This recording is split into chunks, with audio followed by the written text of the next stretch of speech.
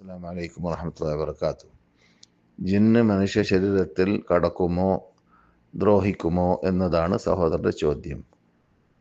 ഖുർആനിൽ അല്ലാഹു സുബ്ഹാനഹു വ തആല പറയുന്ന വാക്കിൽ നിന്നിട്ട് നമുക്ക് മനസ്സിലാക്കാൻ പറ്റുന്നത്, പലിശത്ത് നിന്നാൾ അവരുടെ ഖബറിൽ നിന്നിട്ട് എണീക്കുന്ന സമയത്തിൽ അല്ലെങ്കിൽ പരലോകത്തിൽ എണീറ്റ് നിൽക്കുന്ന സമയത്തിൽ നിൽക്കാൻ പറ്റുകയില്ല. അവർ നിലം പതിക്കും. നിൽക്കുമ്പോഴെല്ലാം നിലം പതിക്കും. ലാ യഖൂമൂന ഇല്ലാ കമാ യഖൂമുൽ ലദീ യതഖബ്ബതുഹു ശൈത്താനു മിനൽ മസ്. പിശാചിൻ്റെ ഭാഗത്തിലുള്ള അടിയേറ്റ് നിലം പതിച്ച വ്യക്തി എണീറ്റ് നിൽക്കും പോലെയായിരിക്കും എണീറ്റ് നിൽക്കുക എന്നതാണ്. അപ്പോൾ പിശാചിൻ്റെ ശല്യം മനുഷ്യനെ ഏൽക്കുമെന്നതും അത് കാരണത്താൽ അവൻ അതിൽ തഅസീറുണ്ടാകുമെന്നും അഥവാ അതിലൂടെ അവൻ നിലം പതിക്കുമെന്നും നിലം പതിച്ചു കഴിഞ്ഞാൽ എണീറ്റ് നിൽക്കാൻ പറ്റാത്ത രൂപത്തിലായി മാറുമെന്നും എന്നൊക്കെ അള്ളാഹുവിൻ്റെ ആ വാക്കിൽ നിന്നിട്ട് നമുക്ക് വ്യക്തമാണ്.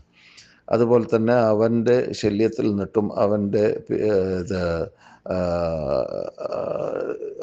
അവൻ്റെ വസ്വാസിൽ നിന്നിട്ടും രക്ഷപ്പെടാൻ വേണ്ടിയിട്ട് പ്രാർത്ഥിക്കാൻ ഖുൽ അഊദു ബിറബ്ബിന്നാസ് എന്ന സൂറത്തിലൂടെ നമ്മളോട് അള്ളാഹു കൽപ്പിച്ചിട്ടുമുണ്ട്. ആ സൂറത്തിൽ നമുക്ക് അള്ളാഹു വിവരിച്ച് തന്നിട്ടുമുണ്ട്. റസൂലുള്ളാഹി സ്വല്ലല്ലാഹു അലൈഹി വസല്ലം ആ സൂറത്ത് സദാ പ്രാർത്ഥിക്കുമ്പോൾ ദിക്ർ അദ്കാറുകളുടെ കൂട്ടത്തിൽ ഓതാനും പറഞ്ഞിട്ടുണ്ട്. ഇതൊക്കെ നമുക്ക് വിവരിച്ചു തരുന്നത് പിശാചും മനുഷ്യന്മാരുമായുള്ളതായ ബന്ധത്തെക്കുറിച്ചാണ്. അവൻ തഅസീർ ചെയ്യും എന്നത് ഉറപ്പാണ്. അഥവാ നമ്മുടെ ശരീരത്തിൽ ഫലിക്കുന്ന രൂപത്തിൽ അടികൊള്ളാനും അടിയേൽക്കാനും നിലം പതിക്കാനും ഉണരാൻ പറ്റാതെയാവാനും സാധ്യതയുണ്ട്. ശരീരത്തിൻ്റെ അകത്ത് പ്രവേശിക്കുമെന്നതിലേക്ക് നമുക്ക് തെളിവ് ഹദീസിൽ കാണുന്ന ഒരു ശൈലിയാണ്. അതും തഅസീറിനെ കുറിക്കുന്നതാണ് എന്നാണ് നമ്മുടെ ഉലമാക്കളും ഫുഖഹാക്കളും മുഹദ്ദിസുകളും പറഞ്ഞത്. അതേതാണ്?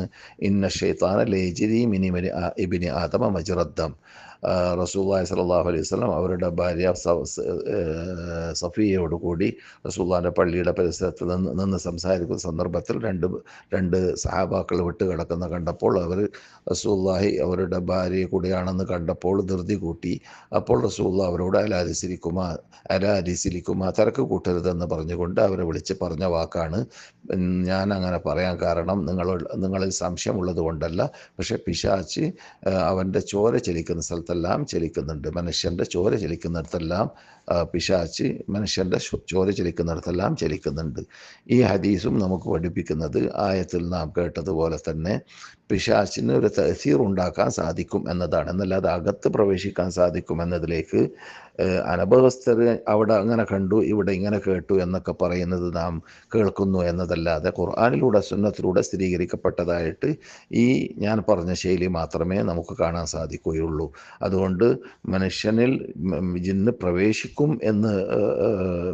എന്ന് നാം ഉദ്ദേശിക്കുന്ന രൂപത്തിൽ അകത്തേക്ക് കടക്കുമെന്ന രൂപത്തിൽ പറയാൻ നമ്മളെ കൊണ്ട് സാധിക്കുന്നതല്ല. അതിൽ തഅസീർ ഉണ്ടാക്കും, മനുഷ്യനിൽ തഅസീർ ഉണ്ടാക്കും. തഅസീർ ഉണ്ടാക്കുന്ന പറഞ്ഞാൽ അതിൽ ഫലിക്കുന്ന രൂപത്തിൽ അവനെ അടിക്കാനും അവനെ നിലം പതിപ്പിക്കാനും സാധിക്കും. എന്നല്ലാതെ അവൻ്റെ ശരീരത്തിലേക്ക് കയറുമെന്ന അർത്ഥത്തിലേക്കല്ല, അകത്ത് കടക്കുമെന്ന അർത്ഥത്തിലേക്കല്ല. അതുപോലെ തന്നെ ഈ ചോര ചലിക്കുന്ന സ്ഥലത്തെല്ലാം പിശാച് ചലിക്കുമെന്ന ഹദീസിൻ്റെ വിശദീകരണത്തിലും പണ്ഡിതന്മാർ പറഞ്ഞത് അങ്ങനെ തന്നെയാണ്. അഥവാ അവൻ്റെ ചിന്തയിൽ കടക്കാനും അവന് വടക്ക് ചിന്തകൾ ഉണ്ടാക്കി കൊടുക്കുവാനും അവൻ പരിശ്രമിക്കും എന്നതാണ്. അതാണ് ഖുൽ അഊദു ബിറബ്ബിന്നാസ് എന്ന സൂറത്തിൽ അല്ലാഹു സുബ്ഹാനഹു വ തആല വിവരിച്ചതായ ഭാഗം. ഇത്ര മാത്രമേ നമുക്ക് അതിനെക്കുറിച്ച് പറയാൻ സാധിക്കുകയുള്ളൂ. അതിൽ കൂടുതലായി പറയാനുള്ളതായ തെളിവ് നമ്മുടെ മുമ്പിലില്ല. അല്ലാഹു അലം. അസ്സലാമു അലൈക്കും വറഹ്മത്തുള്ളാഹി വബറകാതുഹു.